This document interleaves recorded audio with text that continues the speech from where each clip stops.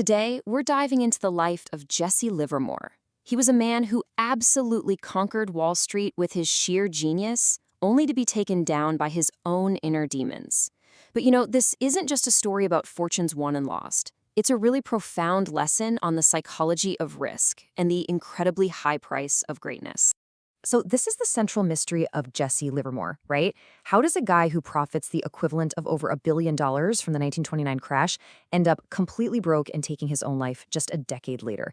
That's the question we're going to try and answer. To really get Livermore, you have to understand he was a speculator, not an investor like we think of today. He wasn't analyzing companies. He was analyzing crowds. He was betting on human emotion, fear, and greed. And his life is just this incredible testament to the rewards and the immense psychological toll of that high-stakes game. Yeah, his journey didn't start at Harvard or on some fancy trading floor. Nope.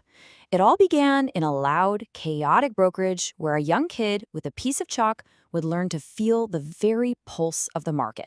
So at just 14, he's a chalk boy, literally scribbling stock prices on a board all day.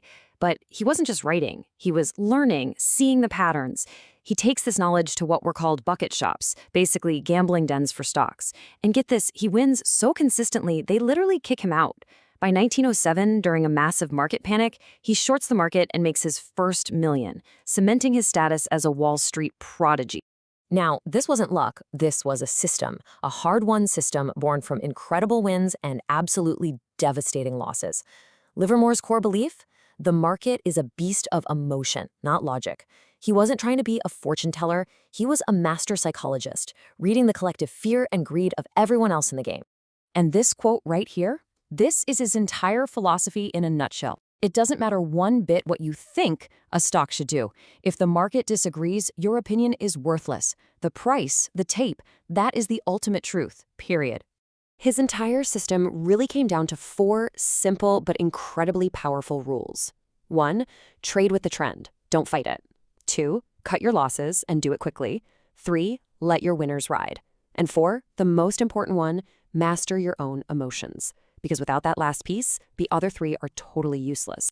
I love this quote because it reveals the true source of his genius. See, it wasn't just about being right. It was about having the discipline and the sheer nerve to stay right. He argued that making the really big money came from the patience to just sit and let a winning trade fully play out. So, he had the perfect system. What could go wrong? Well, here's the tragic irony.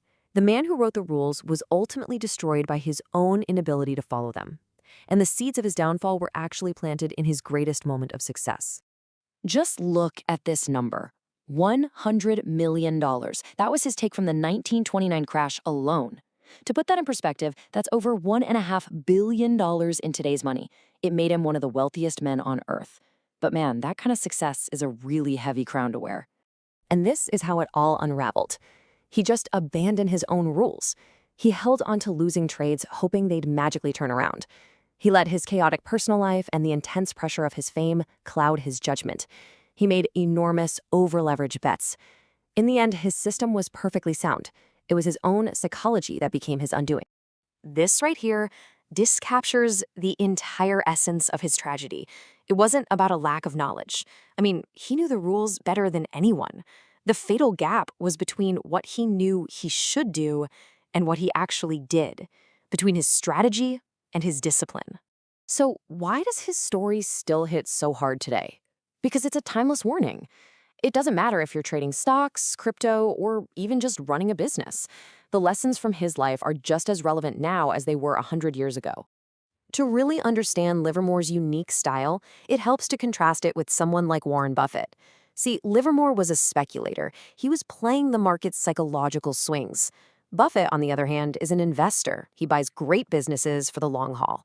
Both paths can lead to incredible wealth, but Livermore's path is like a high-wire act with absolutely no safety net. The lessons we can take away are so powerful. Discipline, it turns out, trumps raw intelligence every time. Risk management is everything. It's what keeps you in the game. Your emotional state is a critical part of your strategy.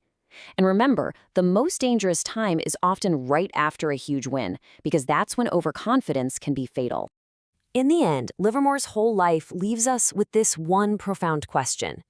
He proved you can master the market, but he also showed us, in the most tragic way possible, that the final and toughest opponent isn't the stock ticker, it's the person you see in the mirror.